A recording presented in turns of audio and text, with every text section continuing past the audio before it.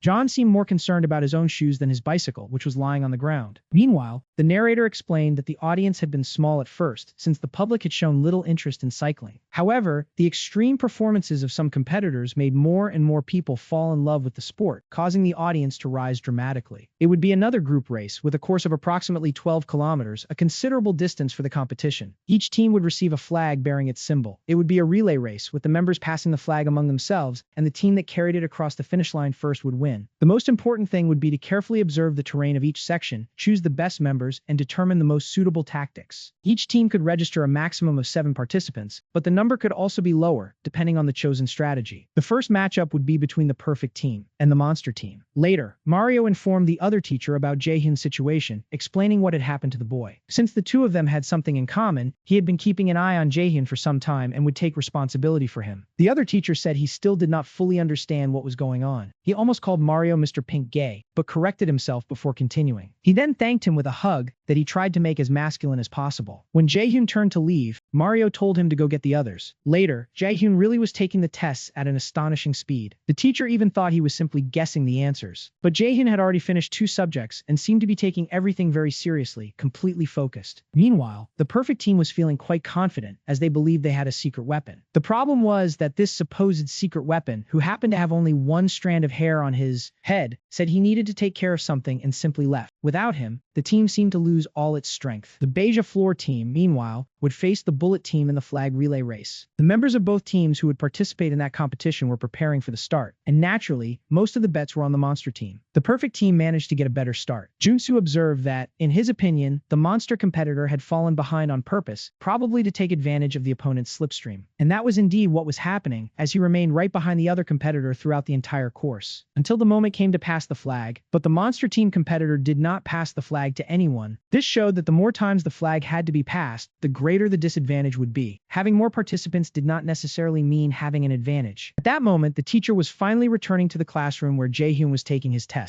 However, when he got there, he discovered that Jaehyun had already left. After all, Jaehyun had finished everything before the teacher returned. Meanwhile, Lee Hwalan was trying to compare his answers with those of the smart girl in the classroom until he realized that he had gotten one of them wrong. The rocker then said that Jaehyun from class 1 had taken all the tests by himself that day and finished everything in just an hour and a half. The student council president claimed that Jaehyun had probably just guessed the answers like someone picking lottery numbers. He thought it was pathetic and regretted ever considering him a rival. Meanwhile, Jaehyun was unlocking his bicycle after cutting the chains with a pair of pliers. The only witness to all of that was the cat, and obviously he would not tell anyone anything. Meanwhile, in the Streets League, the monster team remained in the lead of the race. Finally, the competitor passed the flag to the next member. There would be only 3 participants in that competition. One of them would be the team leader himself, the monster. He would be responsible for the final stage, as the team planned to complete the relay using only 3 participants in total. The perfect team had mobilized practically all of its members and was confident that it could take the lead in the final stretch. The team leaders were already in position, ready to grab the flag as soon as the race began. The monster was the first to reach the flag. Since his advance was heavy, he needed a few moments to build up speed. The member of the perfect team was confident that the victory would be theirs. When the monster finally accelerated and began shifting his body weight from side to side, the bicycle started swaying. He looked like a bull about to charge. Then he took off for good, leaving the perfect team behind and making his opponents eat his dust. Within seconds, he crossed the finish line and planted the flag in place. The victory went to the monster team. Kang asked if they really stood any chance against those guys. Minwoo tried to reassure him, saying that everything would work out in the end. He thought. Trident told everyone to stay calm, as he would take down the monsters before they could face them. John also said they would be completely defeated. Meanwhile, Jaehyun was racing to reach the street league in time, until a car suddenly stopped beside him. The driver said he was also heading to the competition and could give him a ride. He had just taken care of some urgent matters and was heading to the track when he saw Jaehyun on his bicycle. That was when he realized the face looked familiar. It was Jaehyun, the super rookie. In fact, the driver was rooting for the Hummingbirds. He had followed cycling since he was young and had a great passion for the sport. He had followed the street league since the preliminaries and was already a fan of the team. He would never forget that incredible drift around the corner, nor the long-haired boy with a mustache who looked like he had returned from the dead. That had been incredible. Watching those young riders race awakened the passion and daring of his own youth, as if he were reliving those emotions. But the traffic was truly absurd. The Trident, Manga, and Girls teams also managed to advance in this round. Kang was getting increasingly nervous as his turn was approaching. Minwoo asked him to stay calm and find a way to handle the situation. Junsu and Harry Lee were once again drawing attention from the others. The two looked like they were on a date, and no one believed they could hide it. Meanwhile, Vinny was worried about the injury to his wrist. The injury had happened during the fight involving the Zotar team. At that moment, another boy, this time from the Bullet team, began hitting on Shelly. She had already turned him down, explaining that she had a boyfriend. He tried to persuade her with a bet, saying that if they lost, she would have to go out with him. Shelly refused again, stating that they had no chance of losing to that team. Vinny arrived asking if they were crazy and why they kept pushing it so much. Then he shoved aside the first boy who was pressuring Shelly. Everyone realized that a fight had started, and Minwoo realized that Vinny had not arrived in time. Damn, they ran off. It was Vinny. Shelly explained that they had started the whole mess. When the Bullet leader appeared to ask what was happening, he and Kang exchanged glances and stood face to face. The two teams were about to clash. The festival staff warned that the teams would be disqualified if they continued fighting. The Bullet leader preferred to avoid trouble and decided to leave with his group. But Huang Yan saw a good opportunity in the situation. After all, the boy who had been beaten was quite. Huang Yang said that if they wanted revenge, they could use that during the race. He handed over a substance that increased physical conditioning, something that could be considered doping. Huang Yan warned that if they did not use it, they would end up losing to the Hummingbirds. The leader of the Bullet team naturally did not want to resort to that substance. However, the boy who had been injured wanted to use it. One of Huang Yan's team partners, known as one of the ghosts, asked if it was not risky. They could get caught in the doping test. Huang Yan replied that they would not be the first ones to come under suspicion. Competition was still just beginning, and, according to him, they would not conduct that kind of test at that point. The substance was still a sample in the testing phase. He only wanted to try it. One day, it could become so sought after that there would be a long line to buy it. The substance temporarily increased heart rate and muscle strength, boosting the athlete's performance. Since it was made with liquid ingredients, it was was quickly absorbed by the body. According to them, it could go undetected in blood and urine tests, making it a kind of perfect drug. Once it was ready, many people would want to buy it. His brother was incredible, as always. Thanks to him, it would be possible to get much more. Meanwhile, Sang Ho Choi asked what the possible side effects would be. A woman replied that the result would be even better than before and asked them to be a little patient. She explained that his brother had taken several samples with him. She also said that she would rather go out with him than stay with her own boyfriend and asked them to forget about that situation once and for all. Later, the production staff began checking the condition of Vinny's wrist. There was no fracture, only a minor sprain. They told him to avoid exerting himself too much for a while. Minwoo asked if he should not be more discreet that day. Vinny replied that there was no reason to worry, Rob. Shelly would be the first to take part in the race. Minwoo would be second, while Kang would take the straight section of the track. Junsu would be responsible for the uphill section, since his wheel was especially suited to that terrain. Vinny would take over the final section, where there were a large number of curves. Kang asked everyone to focus their efforts, even without the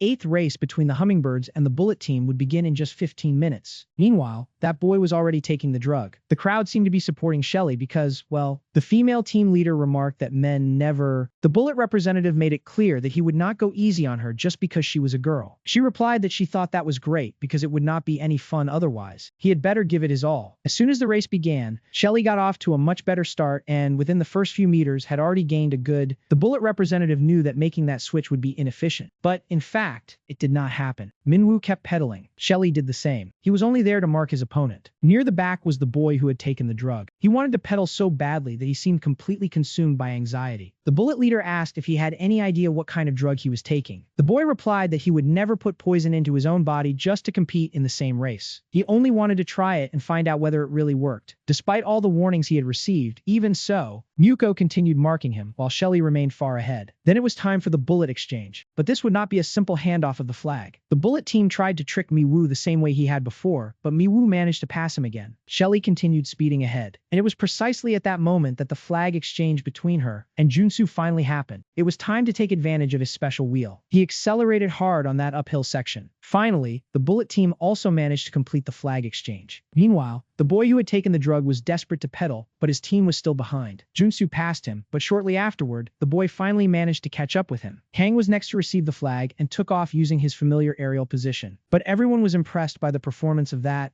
lunatic who had taken the drug. Sang Rochoi arrived at the League of Streets in a Porsche to watch everything that was happening up close. The woman with him immediately recognized Vinny and remembered that time. She would never forget that scoundrel. After all, he was the son of that cleaner who had caused trouble for her at the shopping mall. Meanwhile, the tests at Taiyang were coming to an end. Some people had difficulties, others were happy to be dismissed early, and some took the opportunity to go out and play League of Legends. The physics teacher entered the classroom and announced that if they had already finished, they could go to... He was wearing the Hummingbird's uniform, and he was already following the League of Streets. That's it, kid. The boy who had taken the drug was truly putting on an impressive performance. The people from Bullet were worried, but it seemed that it had really worked. Hang realized that the guy was following so closely that it was becoming irritating. He needed to create an advantage so he could pass the flag. Hang was extremely fast using the aerial position and passed the flag to Vinny, wishing him good luck. But instead of handing the flag to the leader, the boy kept moving forward, completely ignoring the team's strategy. Even the Taijin team commented that they were far too arrogant. Hearing such criticism from them was almost ironic. Vinny realized that his opponent had no intention of making the exchange and noticed that something was strange about him. Something really was wrong. Even his body movements seemed abnormal. The boy remarked that Vinny's left wrist seemed weak because of the earlier fight. The wrist played a very important role in maintaining balance during the race. Then he deliberately shoved Vinny, causing him to lose his balance and fall. The flag fell, and at that moment, Vinny felt his hopes disappearing. However, in the middle of the competition, someone appeared and managed to catch the flag. The last member of the Hummingbirds, Jaehyun, had finally arrived at exactly the right moment. He held the flag between his teeth and immediately accelerated, making increasingly daring drifts through the curves. When Kang passed the flag to Vinny and wished him good luck, he noticed Jaehyun passing him at that moment. Jaehyun appeared at high speed, as if he had come out of nowhere. It represented a new hope for the team. Even the commentator could not understand what was happening. Jaehyun of the Hummingbirds appeared at the most critical moment, making a dramatic entrance just when the team needed him most. Rango asked if that idiot really had no intention of quitting cycling. Meanwhile, the young man who had given him a ride seemed extremely happy. The people from Taiyang noticed the situation and considered it completely insane. Li Hualang remarked that a real hunting dog was in action. The distance between the two competitors was already getting smaller and smaller. Jaehyun was right behind him, taking advantage of the slipstream. That junkie was determined not to let him get away. He tried to use his own body to get in Jaehyun's way, but Jaehyun easily avoided him with his drifts. Even so, he continued avoiding every maneuver maneuver with his, that junkie was proving to be much faster than he seemed. He was impressive. He seemed capable of leaving those hummingbirds behind. The commentators announced that they were finally entering the final section of the course. After that tunnel would be the finish line, and the bullet team was still in the lead. As he entered the tunnel, the junkie thought the race was decided and that he had already won, until Jaehyun passed over him, using the walls of the tunnel and using the circular motion to gain speed. He managed to overtake him at the last moment. Thus, in the 8th team race, Jaehyun took first place. Soon after, he was welcomed by everyone, including the fans and the cameras, but he collapsed. The team members rushed over to check if he was all right. The paramedic explained that he had simply fallen asleep. Everyone was surprised and asked what had happened. Meanwhile, in the teacher's room, Mario had set the essays aside. The teacher responsible for grading the tests of Jaehyun read his essay and discovered that if he only had 1 week left to live, he would like to go on a bicycle trip with his friends. And at that moment, Jaehyun was asleep, resting on a friend's shoulder and even drooling. Later, the young man who had taken the drug began feeling very sick and ended up vomiting badly. The leader warned that he should not have taken that stuff, while the paramedic was confused upon hearing the word drug. He replied that he had only said he felt like he was coming down with a cold earlier. There was nothing. Meanwhile, the rest of the team complained about Jaehyun's appearance. To them, it made no sense for someone who was not even on the list to participate and interfere with the race. However, Sang Ho Choi explained that they had not paid attention to the rules. According to the regulations, each team could have a maximum of 7 participants. Within that limit, the teams could set their strategy however they wanted. Therefore, it was not exactly a violation for someone to race without being officially listed. In fact, the production team itself was about to give exactly that explanation. The bullet leader said that he needed to take care of his friend. The paramedic insisted that he should be taken to the emergency room immediately. But the leader thought that if they did that, he would end up undergoing a doping test. So he claimed that they could take care of him themselves and that there was no reason to worry. Later, however, he pressured his brother and asked if he had submitted that man's sample. How could he not have? Huang Yan had done it for him. Now they needed to test the substance to find out if it really worked. Sang Ho Choi called it madness. The drug was not even ready, and if something had happened to him, Sang Ho Choi himself would have had to answer for it. He replied that since it was a professional race, they would never conduct a doping test. Besides, Sang Ho Choi was one of the organizers and could interfere with the test results. He told him not to meddle in his affairs, keep quiet, and enjoy the money he could make from it. Meanwhile, Sang Ho Choi's mistress demanded that they ensure the idiots from that redhead's team she hated were disqualified. To her, that bastard needed to pay for what he had done. Vinny, of course, was quite shaken by his own performance in the Shelly tried to wake Jaehyun with a kiss. However, when she approached, he simply turned his face away. Minwoo joked that even while sleeping, his eunuch DNA was still active. According to him, God had created Jaehyun to be both a cyclist and a eunuch. But Minwoo realized how hard Jaehyun had pushed himself and did not blame him for being completely exhausted like that. Vinny passed by him, simply saying that he did not need to go to the hospital, then left silently without explaining anything else. Kang could understand what he was feeling. The moment he fell onto the chain, many thoughts had gone through his mind. It was difficult to endure that mixture of emotions. That was when Mario appeared to call the students back, reminding them that they still had tests to take. Junsu, the incredibly lucky one, had gone out on a date with his girlfriend. When Jaehyun finally woke up, his face still covered in drool. He realized that he was in the Taeyang School infirmary. The doctor explained that his friends were in another room, taking their tests. She admitted that it must be very difficult to balance race training with studying and taking exams. At that moment, the room was a complete mess. When Jaehyun appeared, everyone was relieved and happy to see him awake, especially the teacher, who praised him for the race. He was impressed when he saw Jaehyun's inertia drift for the first time and realized that he had truly fallen in love with cycling. To him, Jaehyun was a true artist. Meanwhile, Shelly remained completely in love with her man. Kang tried to get an answer from Minwoo, but he had simply guessed everything. Meanwhile, Vinny did not show up for work and ended up being questioned by the manager. However, on the way, he encountered Mia leaving with that photographer, as she was due to have another photo shoot at the studio soon. When Mia arrived at the studio, the one who ended up getting startled was the photographer. His dog, a very handsome poodle, was completely dirty and rumpled, as if it had just gotten into some kind of mischief. TJ asked how that dog had managed to open a ketchup bottle all by itself. But when he saw Mia standing beside the dog, he soon realized that, in fact, the shades of red suited her very well. He also noticed that the dog was quite cheeky, getting all excited whenever a girl was around. CJ also mentioned that the photos from the last session were already ready and were on the table in case she wanted to take a look. Meanwhile, he went to clean the dog, his little chubby fellow. Finally, Mia was looking at the results of the work she had done posing for that clothing brand. She remembered Shelly's advice, who had told her to believe in herself first and gradually learn to love herself. The next morning, Jaehyun and Minwoo were talking about his life as a cyclist and also about his mother. Then Mia walked past them. The two could barely recognize her because she was not wearing her glasses. Later, Lee Hualang went to their classroom to show them that Mia had appeared in the magazine, and soon everyone gathered around to take a look. Everyone was impressed by Mia's new appearance. Minwoo stood in front of her and told the others to back off, as if he were a real bodyguard. But then someone tugged at his hair near the ear. Mia commented that, honestly, maybe it would be better to wear her glasses again next time.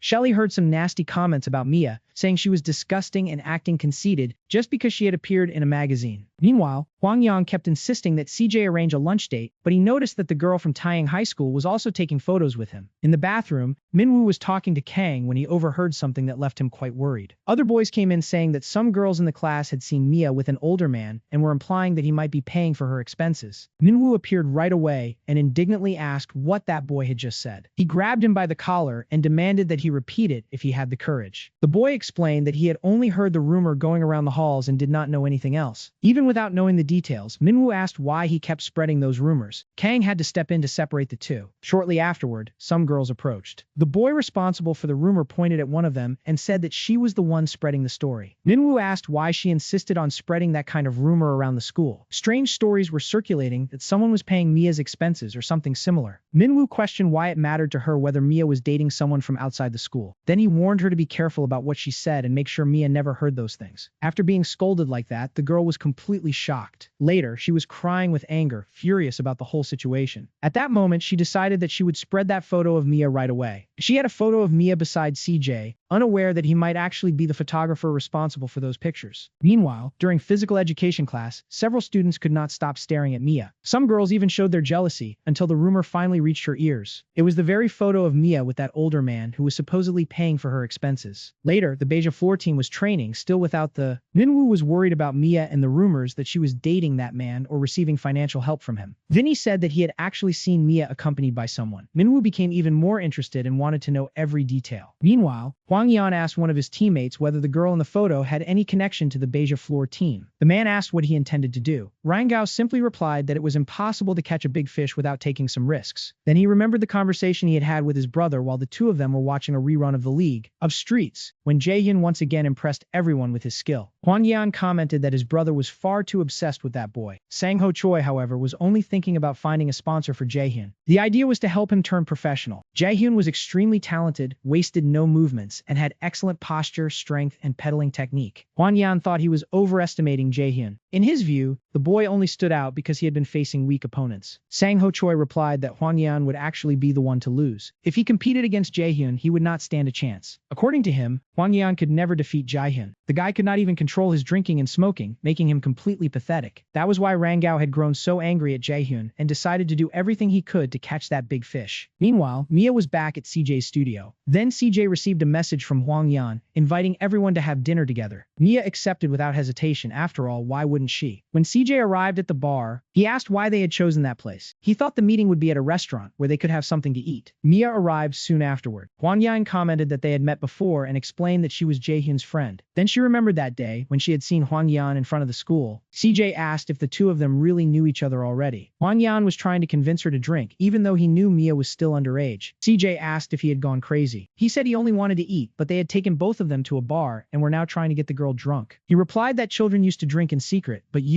fine. So he only asked for a serving of food. He also apologized for what had happened in front of the school. After all, her boyfriend was an excellent cyclist, and he only wanted a chance to race against him. Mia replied that even so, that had not been necessary. Besides, Jaehyun was not even her boyfriend. Huang Yan asked if she at least had his phone number. After all, the two of them would probably meet many more times in the upcoming races. While Mia gave him the number, Huang Yan's friend put the plan into action, taking a few photos that could easily be misinterpreted. When Jaehyun received a call, Minwoo nearly had a nervous breakdown from the phone vibrating. He asked why Jaehyun was still using that huge old phone. After all, who still used a 2G device these days? And to make matters worse, the person calling was none other than Rankin. Later, Minwoo played with Jack, who had already grown much bigger. It was then that Jaehyun finally decided to answer the call. Huang Yan explained that a friend had given him the number and asked if Jaehyun remembered the last time they had met in front of the school. He said he wanted to race him in person and asked if Jaehyun had seen the photo. Jaehyun replied that his phone did not have a function for viewing photos. Then he said it was time for Huang Yan to come over. But Huang Yan asked if Jaehyun was really that close to Mia. Huang Yan warned that he had better show up if he did not want something unpleasant to happen. This time, he was serious. Just as Jack tried to attack Minwoo's eye, Jaehyun said he needed to go out for a while. He told Minwoo nothing since he did not want to worry him. When he arrived at the agreed location, Huan Yan handed him a photo saying that Mia looked very pretty without her glasses and that he had almost failed to recognize her. In the picture, she appeared beside CJ. CJ was a former classmate of Jaehyun. According to Huan Yan, he and Mia had been spending quite a lot of time together. Huan Yan even hinted that he hoped there were no ulterior motives between the two. Then he told him to stop stalling and get straight to the agreed location. Huan Yan asked Jaehyun to bring his bicycle and race the following night. If he refused again, he would spread the photo across the internet with a title that would be perfect for making people get the wrong idea about Mia. He did not have to accept, but he had a choice, and either decision would have its own consequences. Jaehyun asked why Huan Yan needed to drag his friends into the situation. Huan Yan replied that if Jaehyun had agreed to compete from the beginning, things could have ended without reaching that point. He said he would delete the photo if Jaehyun showed up. The next morning, the students in the classroom found Kang sleeping in the classroom beside Jordan. Ra asked if Kang thought that classroom was his bedroom, since he was getting in everyone's way by sleeping during the break. At that moment, a boy approached Mia to talk to her. Yuna commented that she was so... The mean girls said it must be great to suddenly become so popular. One of them even suggested that Mia could try to win over some rich man and get a sponsorship just like... Yuna asked who she thought she was talking to, calling her a hag. Shelly dismissed everyone and told them to get out of the way of her locker. Jaehyun was the one most worried about her, because he knew very well everything Shelly had already been through.